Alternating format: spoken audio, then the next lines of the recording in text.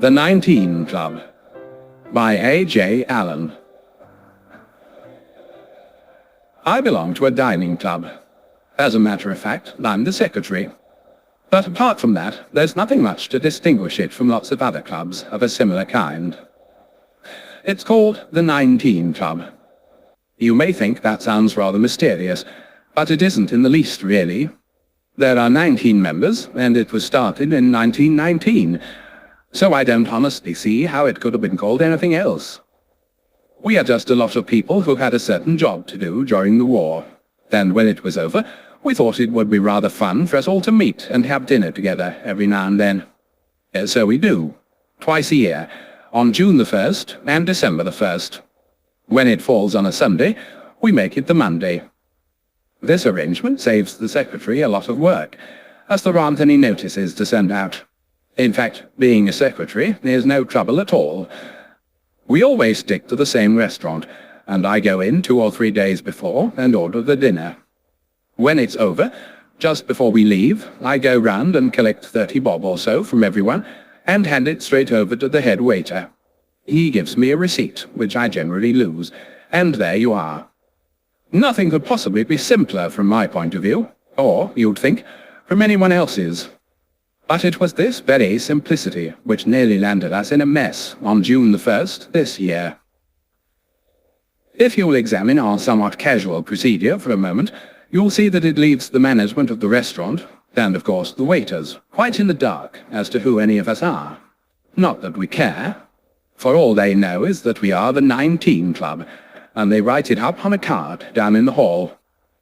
There's a highly polished mahogany board on an easel just inside the entrance, giving the names of the rooms, and they shove it on that.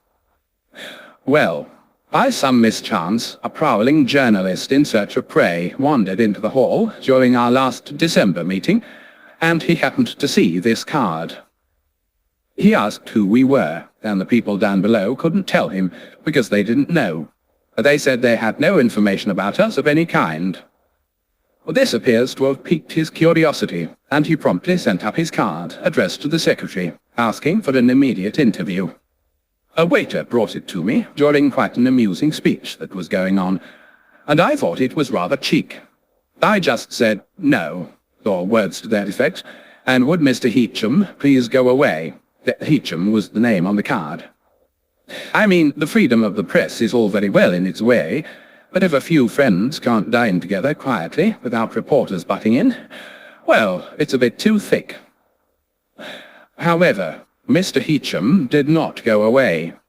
He seems to have hung about outside for the rest of the evening until we left, and then got the commissionaire at the door to point me out to him. I never saw him at all, but he must have followed me home, and then looked up my name in the directory, because 2 days later there was a letter from him.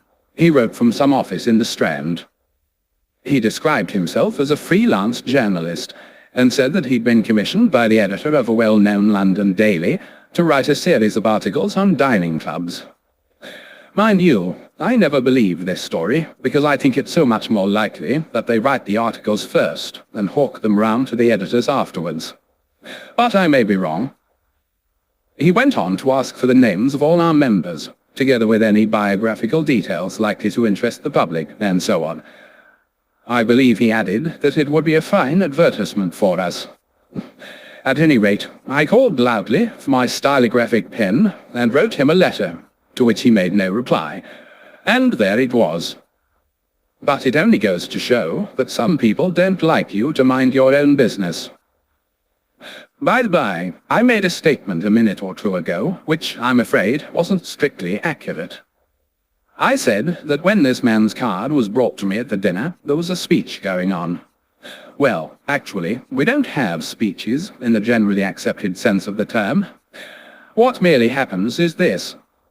Supposing anyone does something clever or interesting, like flying to Australia and back, or motoring across China, or inventing something wonderful, we ask him to come and dine, and then afterwards he just gets up and spouts about it. Describes his achievements in an informal kind of way. And we don't confine ourselves to respectable exploits either. If anyone were to break into the Bank of England and get away with £1 million, I'm quite sure we should ask him to come and tell us exactly how he did it. So you can see that in one way and another, we do get a good deal of amusement and instruction, but we don't attempt to get it for nothing. Oh no, there's an honorarium of 10 guineas, which we always hope the guest of the evening will accept. And we are getting more and more sanguine about its getting accepted, because no one's ever refused it yet. You'll be surprised at some of the distinguished people to whom a tenner hasn't come amiss. In fact, the man who pouched my furtive envelope with the greatest gusto was a certain Chancellor of the Exchequer. I shan't say who it was. He'd come along and explained his budget to us. It isn't anyone's job in particular to procure these artists, but we all keep our eyes open for suitable turns. At all events, last March I happened to come across a paragraph in the newspaper. It was tucked away in a corner, but it took my fancy very much. It was all about an Englishman called Kennedy, who'd escaped from a foreign prison.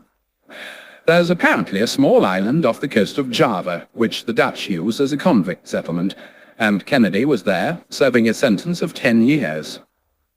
Well, whether they weren't kind to him, or he'd got tired of the place, I don't know, but one fine morning he decided to leave. He climbed over the barbed wire when no one was looking, and made straight for the house of the governor of the island. The governor wasn't in, so Master Kennedy went into his bedroom, put on one of his uniforms, and strolled down to the harbour. There he borrowed the governor's motorboat, and left the island flying the governor's flag. He even managed to extract a salute from one of our light cruisers, which was lying in the harbour at the time.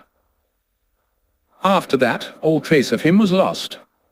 I showed this paragraph to several other members of the 19 Club, and they all agreed that he was just the lad for us, if only we could get hold of him. It so happened that I knew the editor of the paper which had published the report, and I went round and asked him to let me know if he ever heard anything more. He promised to make inquiries, but he wasn't very hopeful. However, roughly 7 weeks later, I got a somewhat cryptic letter from a man in Chiswick. He said he was just back from the East, and understood that I'd been inquiring about a certain person whose name began with K. If I still wanted the information, would I please call at the address on his letter, number 23 something or other Gardens, and ask for John Smith. This I did that same afternoon. Something or other Gardens, and I'm not going to give the name, consisted entirely of red brick villas with apartments to let in the windows. The door was opened to me by an obvious landlady, quite a nice old thing, and when I asked for John Smith, she somehow looked as though she knew it was an assumed name. She said he was expecting me, but would I mind not stopping too long, as he'd been ill? I promised not to, of course, and then she showed me into the right-hand front sitting room. It was typically but comfortably furnished. There I found a nervous little rabbit of a man, of about 35, who kept darting to the window and peering out into the street. He also had one of those high voices which have never broken.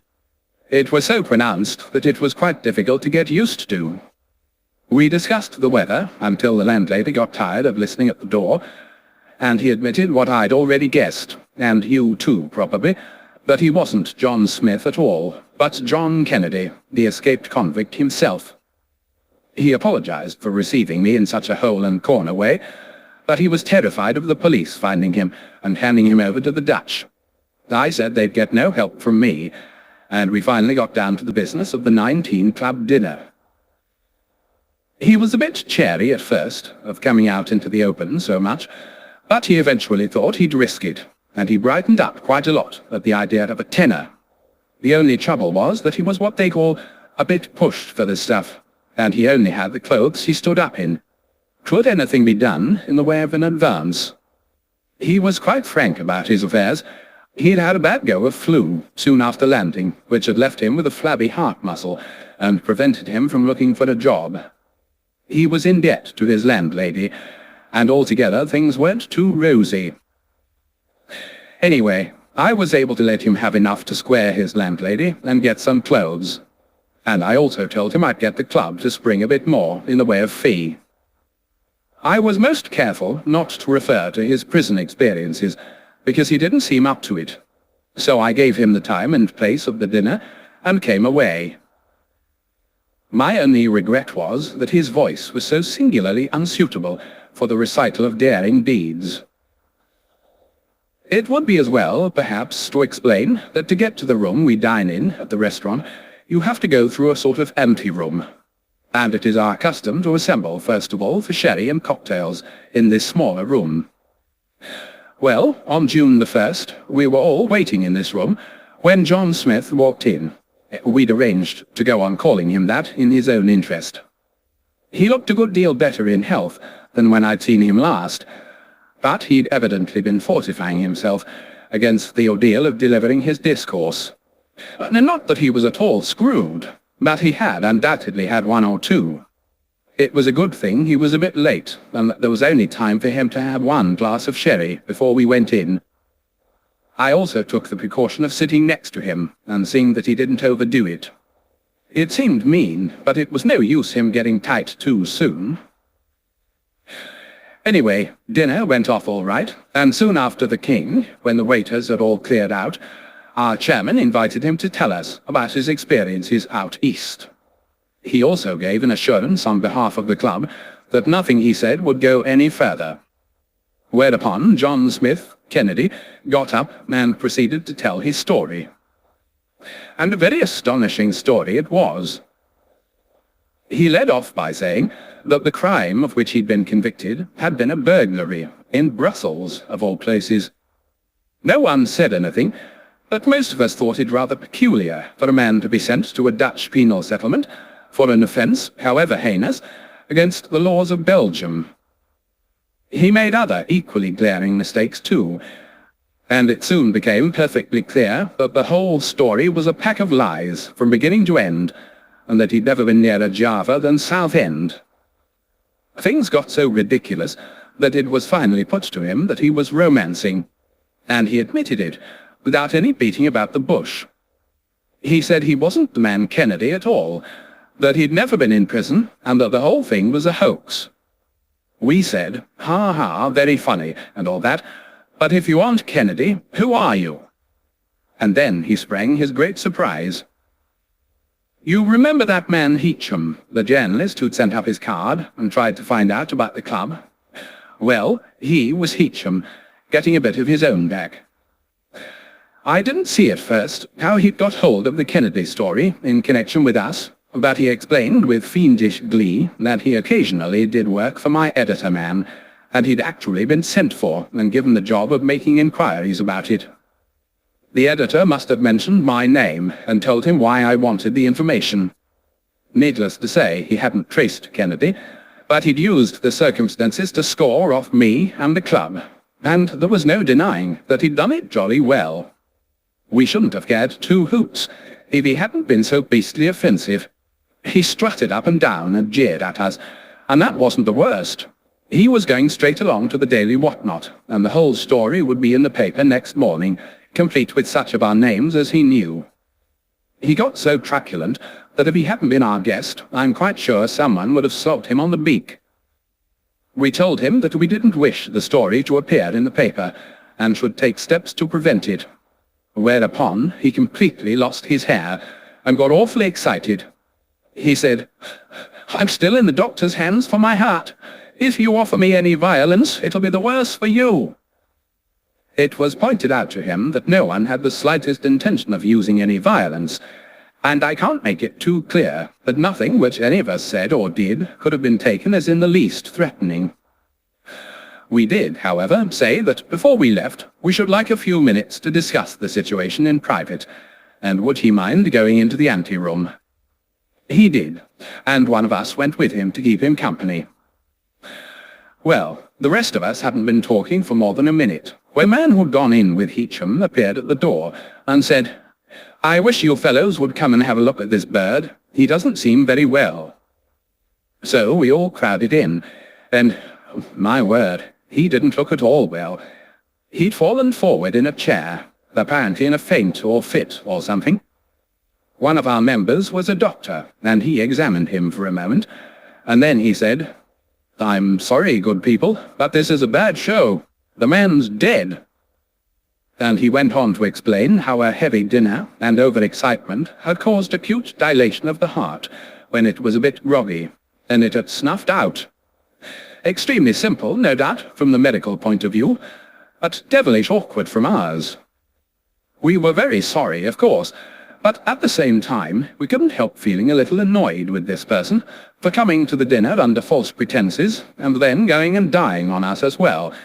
So there definitely wasn't the frantic amount of sympathy which there otherwise would have been. It would be bound to get into the papers, and a tragedy like that always does a restaurant a certain amount of harm, and it would also mean that some of us would have to spend a merry morning in the coroner's court. So we were all standing about, looking rather grave, and putting our cigars down, when one man remarked, in a thoughtful kind of way, "What an awful lot of trouble it would have saved, if only this individual could have survived long enough to get home." And then he gave a little nod, just like that.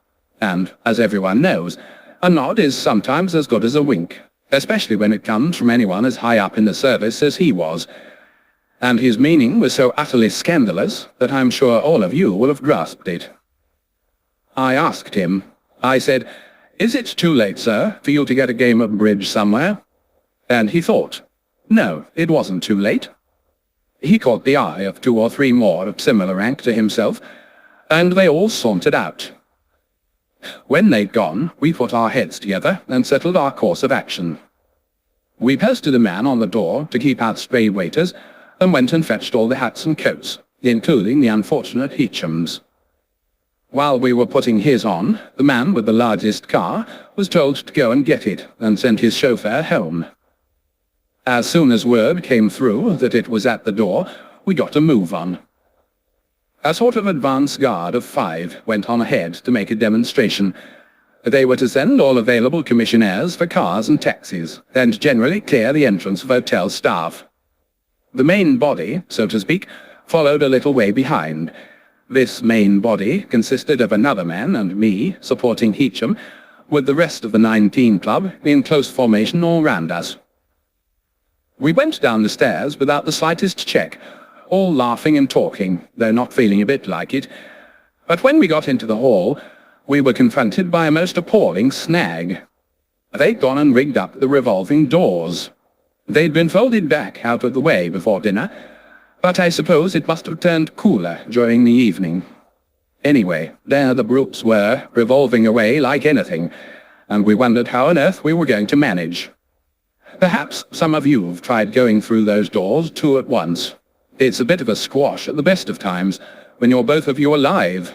But you try it when one of you isn't, and you'll admit that it's no fun at all. We couldn't stop and confer without attracting attention, so our front rank went through and formed a screen on the outside. Then, as secretary of the club, I felt it my duty to be entirely responsible for our guest, and he gave me no help at all. When we were halfway through, and completely shut off from the outer world, his hat fell off. I had to retrieve it with one hand and keep him propped up with the other. The people who were turning the doors round saw and backed water to give me time, but it was a trying experience, and I'm quite prepared to swap nightmares with anyone. I didn't feel happy until we got him into the car, and even then, happy is rather an overstatement. Another man and I sat with him between us at the back, and there was just the owner in front, driving. He drove very carefully too, because it wouldn't have done for us to run into anything, and all get asked for our names and addresses. Also, we didn't want to get to Chiswick too early. As it was, in spite of simply crawling the whole way, we found a light in the first-floor window, so we kept straight on. We came back in 10 minutes, but it was still there, and we drove about the district for the best part of an hour, passing the house at intervals, before it was put out. However, it finally was, and the last stage of our operations began. The car dropped us and drove off to wait a few turnings away. The other man and I carried our friend up the garden path and in at the front door. This was easy because we'd got his key, but then we struck another bad patch. When I'd called at the house the first time, there'd been linoleum on the hall floor.